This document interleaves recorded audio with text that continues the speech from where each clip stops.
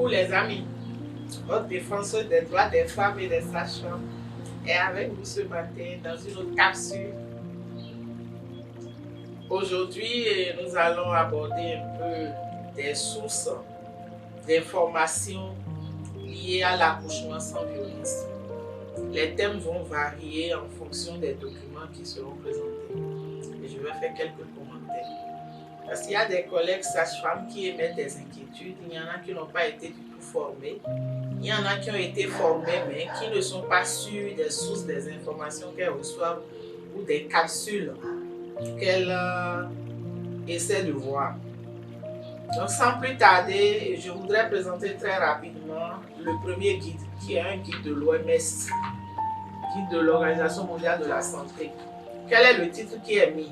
On a mis les soins liés à un accouchement normal, guide pratique, rapport d'un groupe de travail technique. Et je voudrais rappeler que ce document a été élaboré depuis 1997. Nous sommes en 2026. Dans ce document, ce qui m'intéresse ce matin, c'est de rappeler à mes chers collègues sages-femmes et à mes amis sages-femmes, aux individus, familles, communautés et particulièrement aux gestantes, que dans ce livre, il y a une classification des pratiques utilisées pendant un accouchement normal. Lors de la formation sur l'accouchement humanisé par rapport au projet de la JICA, ce titre est une thématique et dans le document, c'est intitulé les 59 pratiques de l'OMS. Par rapport à ces 59 pratiques, il y a 4 catégories de pratiques. Il y a les pratiques catégorie A qui sont recommandées. Il y a les pratiques catégorie B qui sont des pratiques à l'évidence nocive ou inefficaces et qu'il convient d'éliminer. On en a parlé la dernière fois dans l'une de nos capsules.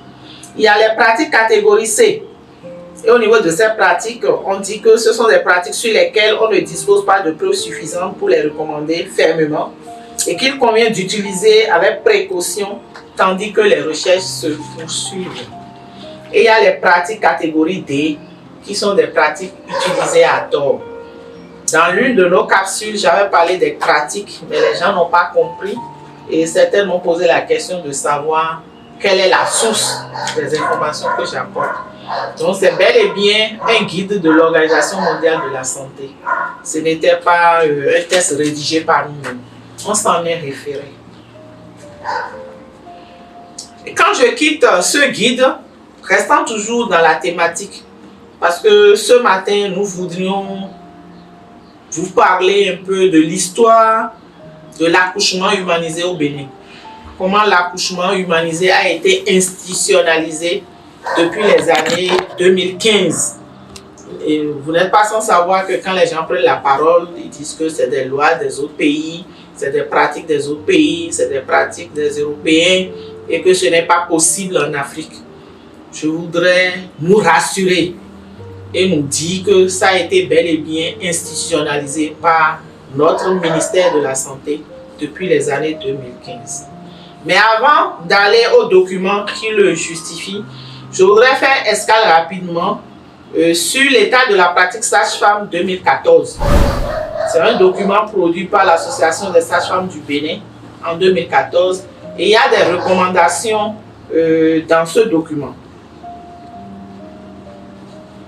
Par rapport aux recommandations qui s'y trouvent, pour qu'on puisse atteindre la vision 2030 de la pratique sage-femme, on dit qu'il faut incorporer les soins respectueux dans la formation des sages-femmes et qu'il faut mobiliser les citoyens, les professionnels de santé pour demander que l'on rende compte sur les soins respectueux.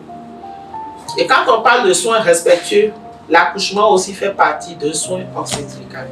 Aujourd'hui, nous avons choisi de parler de l'accouchement respectueux.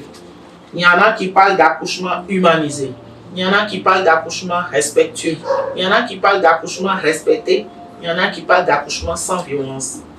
L'un dans l'autre, c'est qu'il faut respecter les droits et libertés individuelles de la parturiente, du couple et du naissant. Sur ce, par rapport à ce document, on comprend que c'est un document élaboré au Bénin. et qui recommande de faire un accouchement respectueux. Et non seulement on recommande un accouchement respectueux, mais on dit de mobiliser la population pour que la population demande des comptes. Et quand on parle de population, plus précisément, c'est les individus, familles et communautés. C'est par rapport à la redevabilité. Je continue la présentation des sources justifiant l'institutionnalisation de l'accouchement humanisé au Bénin. Vous allez voir que ce document, c'est le guide de la classe des mères, le guide méthodologique de la classe des mères. L'élaboration du guide a été financée par la JICA et le ministère de la Santé a fait valider ce guide en 2015. Dans ce guide, je voudrais lire le titre du point 5.12 à la page 34. Ce guide se retrouve dans toutes les formations sanitaires. Ça a été distribué dans toutes les formations sanitaires, dans tous les départements du Bénin. Et le point 5, le titre, c'est accouchement humanisé. Je voudrais montrer. Le point 5, c'est accouchement humanisé. Ce guide sert à quoi? Le guide a été élaboré afin d'aider les sages-femmes ou les gynécos à mieux faire la classe des mères, la classe des conjoints et à bien diriger ce qu'on appelle un accouchement humanisé. Je vais vous lire l'un des objectifs de cette séance éducationnelle qui est recommandée par le ministère de la Santé du Bénin.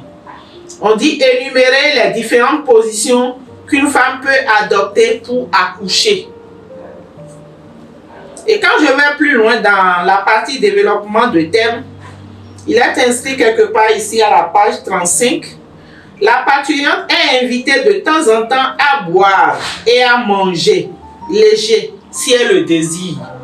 Parce que dans la pratique, on constate qu'on interdit aux femmes de boire et de manger. Or, l'OMS recommande la liberté de boire et de manger. Donc, les sages-femmes ne doivent plus interdire aux femmes de boire ou de manger parce qu'elles se disent il se peut que la femme aille au bloc, donc la femme va rester à jeun. C'est une violence obstétricale. Quand je continue d'aborder les points du développement du thème, je voudrais aborder un autre point tel que la femme est appelée à adopter la position de son choix pour accoucher. Si on dit que la femme est invitée à choisir la position de son choix pour accoucher, cela voudra bien dire qu'il revient à la sage-femme ou au gynécologue de rappeler à chaque fois à la femme qu'elle peut changer de position.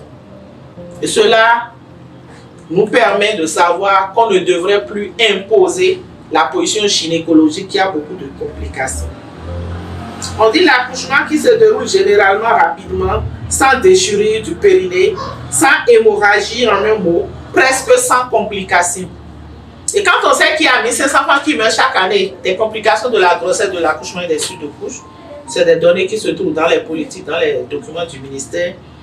Il faut quand même qu'on change de pratique, qu'on change de paradigme et qu'on puisse vraiment promouvoir l'accouchement humanisé pour que nos femmes ne meurent plus inutilement, pour qu'on puisse éliminer les décès évitables.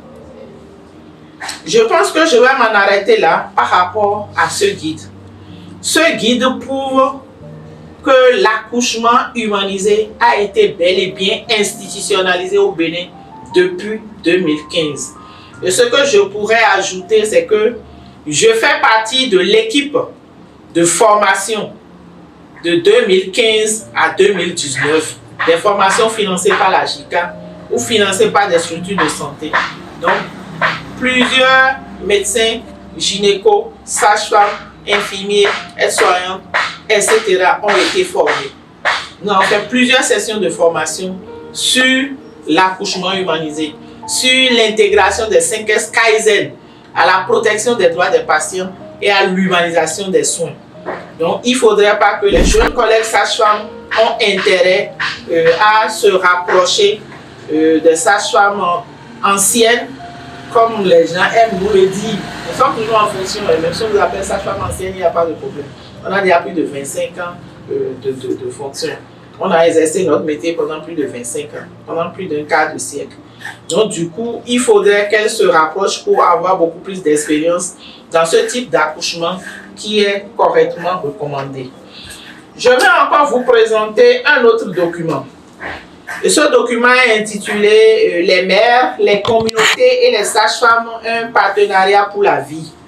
Un document élaboré avec le financement de l'UNFPA. C'est un document qui a été réalisé par l'Association des sages-femmes du Bénin. Au passage, je remercie la présidente Lorraine Montero qui se bat pour que la corporation puisse être revalorisée comme on le souhaite, et qu'il s'agisse quand même d'une corporation qu'on doit respecter et une corporation qu'on doit soutenir pour pouvoir atteindre les objectifs. Ce document a été distribué lors de la Journée internationale de la sage-femme à Parakou en 2017. Et lors de cette journée, des présentations, des communications ont été faites sur les violences gynécologiques et obstétricales, sur les violences obstétricales beaucoup plus précisément, sur l'humanisation des soins et l'humanisation de l'accouchement. Vous allez voir dans ce document, il y a même des schémas sur les positions libres à adopter. Même si on n'a pas le matériel d'accouchement humanisé, il y a des positions qu'on peut quand même adopter, qu'on peut contextualiser. Et les sages-femmes ont été formées sur ces différentes positions. Donc pour celles qui posent des questions et qui pensent que l'accouchement humanisé n'est pas encore institutionnalisé au Bénin, ce type d'accouchement a été bel et bien institutionnalisé. Mais dans la pratique, on a vu qu'il y a de la régression au point où il y a eu échec du projet de la JICA. Étant donné que nous sommes à quelques années de 2030, nous sommes déjà en 2026. Donc le compte à rebours est relancé et les sages-femmes doivent travailler comme ça se doit. Je pense que je vais m'en arrêter là pour cette séance. Et dans d'autres capsules, nous allons aborder encore d'autres aspects liés à la pratique sage-femme. Merci.